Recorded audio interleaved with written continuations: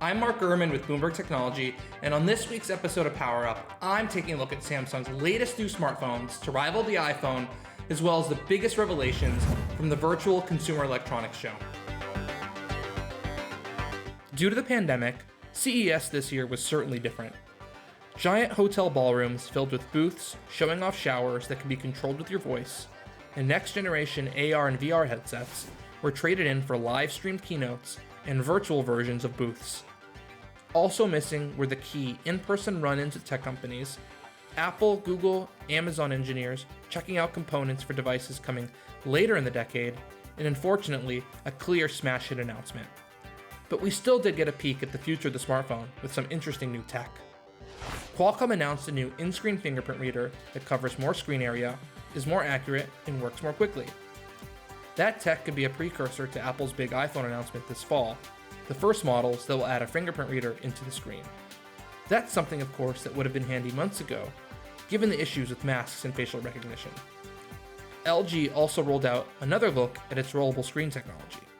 Apple is still far away from launching its first foldable iPhone or iPad, but LG is already thinking beyond that.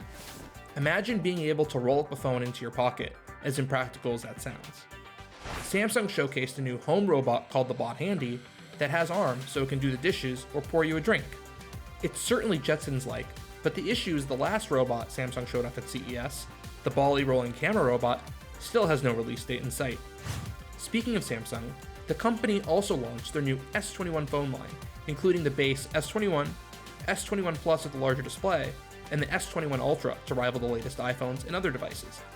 The changes to the S21 line aren't especially groundbreaking. They include a much improved camera system and a visually slick-looking new camera array on the back. But the real new territory Samsung is hitting here is a more aggressive pricing strategy.